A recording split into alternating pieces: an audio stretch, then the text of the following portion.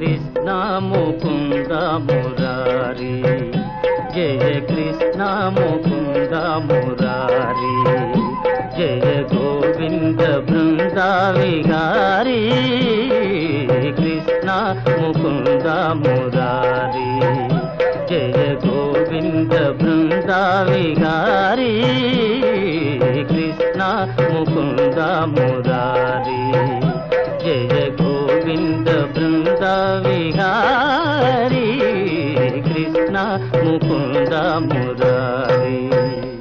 వనమాలి గదీశార్ంగి శంఖీ చక్రీ చ నందకీ, శ్రీమన్నారాయణో విష్ణు వాసుదేవోభిరక్షతు.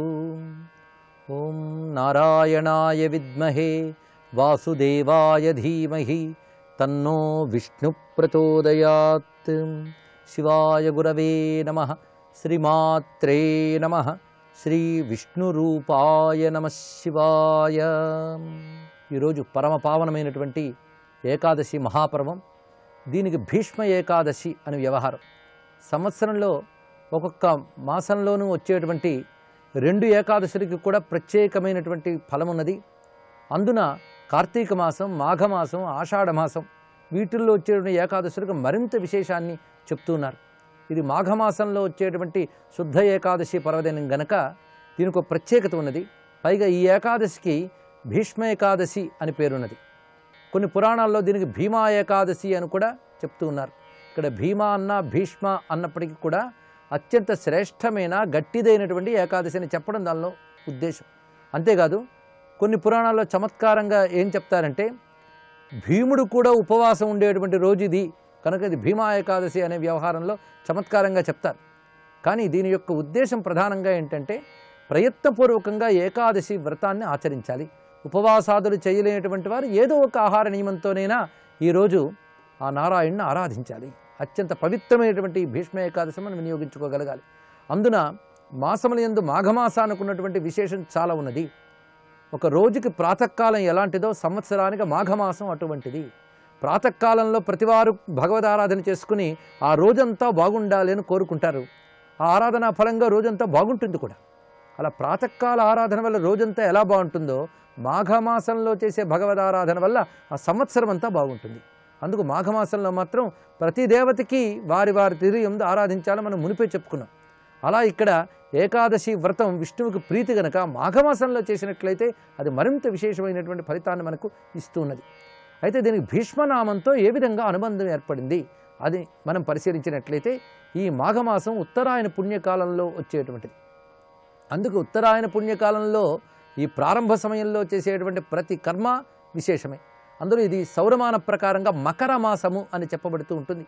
సూర్యుడు మకర రాశిలో ఉండగా వచ్చినటువంటి ఏకాదశిది. అందుకే ఈ మకర మాసంలో చేసేటువంటి ప్రతి పని కూడా సాఫల్యమవుతున్నది. ఈ ఉపాసనలు మరింత విశేష ఫలితాన్ని ఇస్తాయి. అందుకే ఏకాదశికి ఉత్తరాయణ పుణ్యకాలంలో మకర మాసంలో అనగా మాఘమాసంలో వచ్చే శుద్ధ ఏకాదశి కనుక దీనికంత విశిష్టమైనటువంటి స్థానం ఉన్నది. మరి ఒక ప్రత్యేకత ఏమిటి అంటే ఉత్తరాయణ పుణ్యకాలంలో తనువు చాలించడానికి నిశ్చయించుకున్నాడు భీష్మ పితామహుడు. అంతవరకు అంపశయ్యపై ఉన్నాడు. ఈ అంపశయ్య ఎలా ఏర్పడింది అంటే అర్జునుడు బాణాలు వేయగా ఆయన పడుకున్నాడు అని కొంతమంది చెప్తూ ఉంటారు. అది కాదు, యుద్ధ సమయంలో తగిలినటువంటి బాణాలతోనే ఆయన వాలిపోయాడు ఆ రథం నుంచి. ఆ వాలినప్పుడు ఆ బాణాల పైనే పడ్డాడు. ఆయన బాణాలతో పాటు పడ్డాడు కనుక ఆ బాణాలు క్రింద ఉన్న ఆయన శరీరం పైన ఉంది. అప్పుడు శిరస్సు వాలిపోకుండా ఉండడం కోసం బాణము యొక్క కుచ్చిళ్ళ భాగం మెత్తని భాగం పైకి ఉండేలాగా కొన్ని బాణములు నేలపై వేసి ఆ శిరస్సు మెత్తగా ఉండేటట్టుగా ఏర్పాటు చేశాడు అర్జునుడు అంతవరకు. అంతేగాని మొత్తం అంపశయ్య అంతా అర్జునుడు ఏర్పాటు చేయలేదు. అయితే అర్జునుడు వేసినటువంటి యుద్ధ సమయంలో వేసిన బాణ పరంపరలతో వాలిపోవడం చేత ఆయన అంపశయ్యపై ఏర్పడ్డాడు. ఈ విధంగా ఆయన శరతల్పగతుడైనప్పటికీ కూడాను యోగము చేత ఆయన నిలబడగలిగాడు. ఎందుకంటే భీష్ముడు సామాన్యుడు కాదు, ఆయన ఒక మహాయోగి. ఆయన ప్రాతకాలంలో స్మరించుకోవలసినటువంటి మహాత్ముడు, ప్రాతస్మరణీయుడు అన్నమాట. అటువంటి ఆ మహాత్ముని యొక్క చరిత్రే పావనం. ఆయన చరిత్ర స్మరణ మాత్రం చేతని కృష్ణుడు సంతోషిస్తాడట. భాగవతుల పూజ పిమ్మట భగవంతుని పూజ అని అంటారు. భాగవతోత్తముడైనటువంటి ఆ భీష్మ పితామహుని స్మరణే పావనం. ఈ భీష్మ పితామహుడు అష్టవసువుల్లో ఒకడు. అయితే అష్టవసువుల్లో ఒకడు మాత్రమే కాకుండా మిగిలిన 7 వసువుల యొక్క అంశాలు కలగలిసినటువంటి వసువుట. ఈయనకు అసలు పేరు దేవవ్రతుడు, కానీ ఈయన ప్రతిజ్ఞా బలం చేత భీష్ముడు అని పేరు వచ్చింది. భీష్మ ప్రతిజ్ఞ, ఒక దృఢమైన ప్రతిజ్ఞ చేశాడు కనుక ఆయనకి భీష్ముడు అనే పేరు బిరుదనామం కింద చెప్పుకోవాలి. అసలు పేరు మాత్రం దేవవ్రతుడు. ఆయన పట్టుదలకి సంకేతంగా భీష్మనామం వచ్చినది.